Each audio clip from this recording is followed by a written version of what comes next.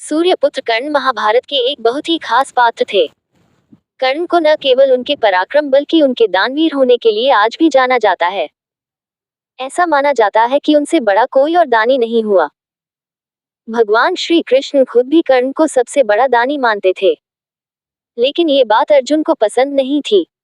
कर्ण की मृत्यु के समय भगवान श्री कृष्ण उनकी परीक्षा लेने गए और कर्ण के व्यवहार से खुश होकर उन्हें वरदान भी दिया।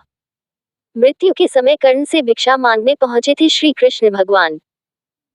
युद्ध भूमि में जब कर्ण घायल होकर अपनी मृत्यु का इंतजार कर रहे थे, उस समय अर्जुन ने भगवान कृष्ण से कहा कि आपका दानवीर कर्ण असहाय होकर मौत का इंतजार कर रहा है।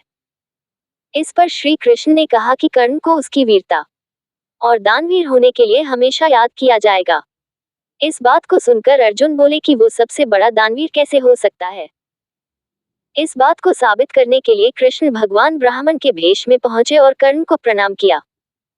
इस पर कर्ण ने उनसे वहां आने का कारण पूछा तो ब्राह्मण ने बताया कि मैं आपसे कुछ दान मांगने आया था, लेकिन आपकी हालत देखकर अब कुछ नहीं मांगना चाहता, क्योंकि आप इस हालत में क्या दे सकेंगे।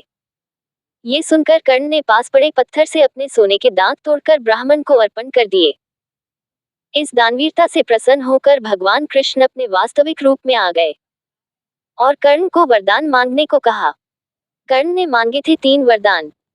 कर्ण ने वरदान रूप में अपने साथ हुए अन्याय को याद करते हुए भगवान श्री कृष्ण के अगले जन्म में उसके वर्ग के लोगों के कल्याण करने को कहा। दूसरे वरदान के रूप में भगवान श्री कृष्ण का जन्म अपने राज्य में लेने को मांगा और तीसरे वरदान के रूप में अपना अंतिम संस्कार ऐसा कोई करे जो पाप मुक्त हो।